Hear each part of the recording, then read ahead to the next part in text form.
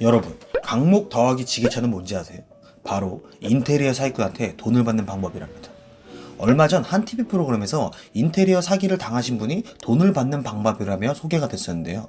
이 피해자분이 돈을 돌려받은 방법이 아주 기상천외합니다.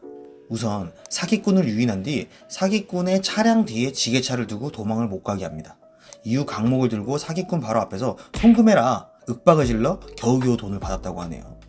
저는 업계 종사자로서 이런 사기꾼 놈들을 살인죄와 마찬가지로 처벌해야 된다고 생각합니다. 왜냐하면 한 사람을 넘어 한 가정의 인생을 파멸로 이끌기 때문이죠. 그래서 오늘은 최소 1,000만원 벌어갈 수 있는 인테리어 사기 예방법에 대해 알려드릴까 합니다. 설명하기에 앞서 많은 분들이 오해하시는 거 하나 짚고 갈게요. 인테리어 사기가 꼭 몇천만원대를 말하는 게 아니에요. 만약 여러분이 80만원치의 도배를 했어요. 근데 시공이 불량인데 화자를 봐주지 않거나 나몰라라 하는 태도조차도 인테리어 사기에 속한다고 생각합니다. 흔히 말해서 이런 걸 날림시공, 책임 전가라고 하죠. 대부분 시중에 나와 있는 사기 예방법들의 문제점은요, 이런 소액 사기에 대해서는 전혀 대책을 마련해 두고 있지 않다는 점입니다. 예를 들어 유명한 예방법 중에 건설 면허를 확인해라 라는 방법이 있습니다. 건설 면허는 개인 사업자의 경우에 7억 원 이상의 자본금이 회사에 있어야 합니다. 상식적으로 도배장판 시공하시는 반장님께서 7억 원의 자본금을 회사에 넣어놓을 수는 없겠죠. 또 다른 예방책 중에 하나는요, 중도금을 조금 줘라 라는 방법이 있습니다. 아시다시피 200만원치의 도배장판을 시공한다고 했을 때 중도금은 거의 없습니다. 계약금과 잔금으로만 나눠질 거예요. 오늘 제가 알려드릴 방법은요, 소액 사기뿐만 아니고 큰 금액대의 사기도 미리 예방할 수 있다고 자신합니다. 인테리어 사기는 변호사나 유명 연예인도 당합니다. 솔직히 영상 길이 5분도 안 되니까 무조건 보시고 좋은 인테리어 하시길 바라겠습니다. 그럼 시작하겠습니다. 첫째, 카드 할부가 되는지 봐라. 우리는요, 작은 구멍가게에서 사탕 하나를 사도 카드 결제가 되는 세상에 살고 있습니다. 하지만 이상하게도 인테리어는 카드 결제를 하려고 하면 눈치가 보입니다. 아니요, 눈치를 줘요. 물론 고객님 입장에서도 현금을 내고 인테리어 비용을 할인받아 진행하면 금전적으로 이득이긴 하죠. 하지만 제 생각은 좀 다릅니다. 왜냐하면 카드 할부는 사기꾼을 가릴 수 있는 안경과 같은 거라고 생각하기 때문입니다. 거의 대부분의 인테리어 사기는 계약금과 중도금을 많이 받고 도망간단 말이죠. 또는 날림시공을 하고 잠수를 탄단 말이에요. 많은 분들이 아시다시피 이런 류의 사기는 99% 현금 거래에서만 이루어집니다. 사익적으로 생각해 보시면 사기꾼 놈들이 무이자 할부 카드 결제 같은 걸 해주려고 하지 않겠죠. 왜냐하면 당연히 사기를 치기에도 현금을 딱 받고 잠수를 타버리는 게 유리하기 때문이죠. 만약 카드 결제를 안 하시고 현금으로 진행하실 예정이더라도 할부가 되냐고 꼭 물어보세요. 현금밖에 안 된다 하거나 카드 결제에 대해서 눈치를 주는 곳이라면 무조건 걸으시길 바랍니다. 그리고 간혹 온라인에서 할부 결제가 되는 인테리어 업체가 있어요. 훨씬 더 믿을만 합니다. 왜냐하면 아직 인테리어 업계는 쇼핑몰처럼 온라인에서 카드 결제를 도입하는 게 여간 힘든 게 아니거든요. 업체에 대한 신뢰도도 있어야 되고 보증보험도 가입해야 되고 깐깐하게 심사를 받은 뒤에만 무이자 할부 카드 결제를 도입할 수 있기 때문이죠. 근데 무이자 할부가 되는 시공업체가 어디냐고요? 그건 댓글에 달아놓겠습니다. 둘째, 사무실에 찾아가 봐라. 사무실에 찾아가 보라니 얼마나 당연한 이야기일까요? 하지만요, 대부분 사기 피해를 입으셨던 고객님들은 매장에 거의 방문하지 않으십니다. 왜 그럴까요? 먼저 인테리어 사기 피해를 입으신 고객님과의 통화 일부분을 듣고 오겠습니다.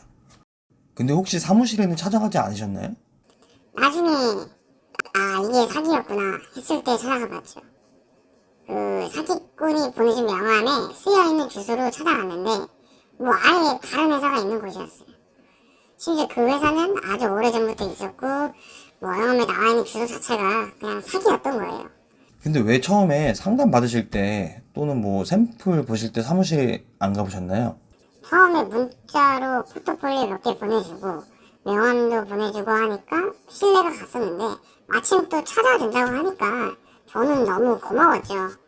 그래서 그냥 운이 좋다, 뭐 이렇게 친절하신 분이구나 라고 생각을 했지, 명함에 나온 사무실 주소가 아예 거짓말일 거는 생각을 못 해봤습니다. 마침 고객님 계신 곳 근처인데 무료로 방문해 드릴게요. 고객님 안 움직여도 됩니다. 샘플 들고 가겠습니다. 전형적인 사기꾼의 스멜이 납니다. 인테리어 준비하랴 일하시랴 바쁜 거 알고 있습니다.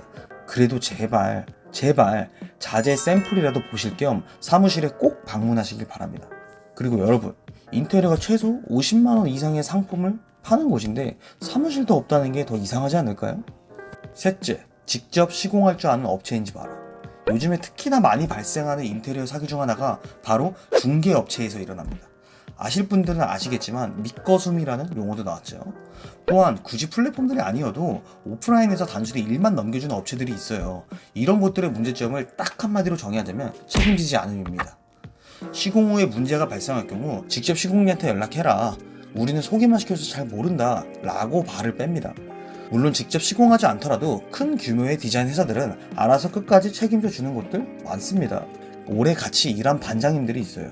그냥 업체에 대놓고 물어보세요. 소속 반장님 있으신가요? 같이 일하는 반장님 있으세요? 이렇게 말이죠. 여러분 이걸 기억하셔야 돼요. 대부분 사람들이 아는 한생 같은 대기업 인테리어 회사도 초창기에는 다 직접 시공하는 업체에서 출발했다는 거예요.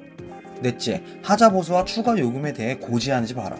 인테리어를 하면서 당연히 하자가 나지 않으면 좋겠죠. 하지만 집은요 사람의 몸과 같습니다. 비슷한 것 같지만 조금씩 다르다는 거죠. 그렇기 때문에 100% 하자가 발생하지 않는다? 그건 뭐 장담할 수 없어요. 더 중요한 건요 그 뒤에 어떻게 대처를 하냐는 겁니다. 생활하자가 아니라 시공하자의 경우는 당연히 최소 1년은 AS 보증을 해줘야 되거든요. 여름에 장판 시공을 했는데 겨울철에 이음새로 장판이 들뜨는 경우, 이런 경우 당연히 보수를 해줘야 됩니다.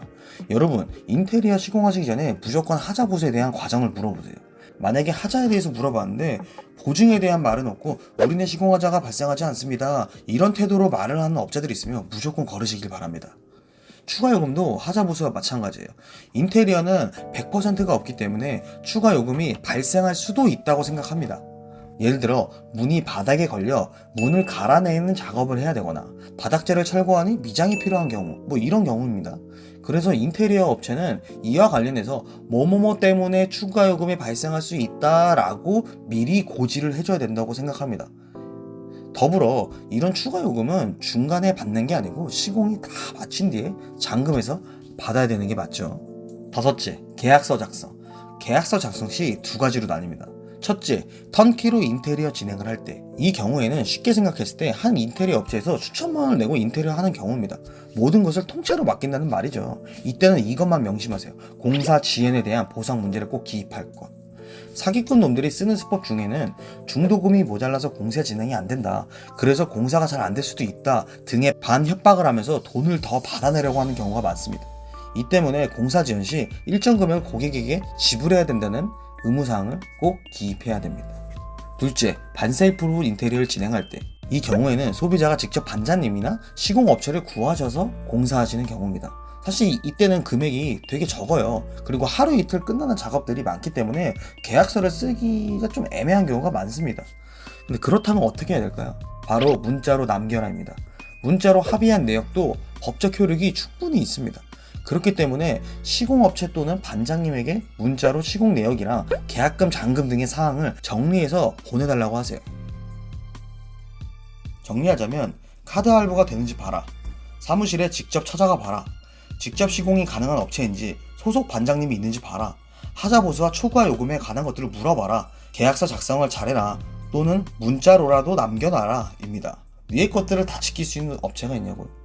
그 업체는 아까 말했다시피 밑에 고정 댓글로 남겨놓겠습니다. 마지막으로 정말 주의하실 사항이 있어요. 너무 싼 거에 현혹되지 마시라입니다. 인테리어를 하려고 하면 사실 점점 이쁘게 하고 싶고 여기도 고치고 싶고 저기도 고치고 싶고 자꾸 욕심이 생깁니다. 그러다 예산이 안 맞는 걸 알게 되고 좌절하시는데 이때 사기꾼들이 접근을 합니다. 그 예산이면 충분히 가능하다, 자기가 아는 곳이 있어 자재를 싸게 매입할 수 있다, 이런 말을 하면서 좋게 해준다고 어필을 하는데요. 근데 여러분, 적어도 인테리어는 싸고 좋은 건 없습니다. 싸고 만족하는 것 뿐이죠. 감사합니다. 오늘 영상이 도움되셨다면 구독, 좋아요 부탁드리겠습니다.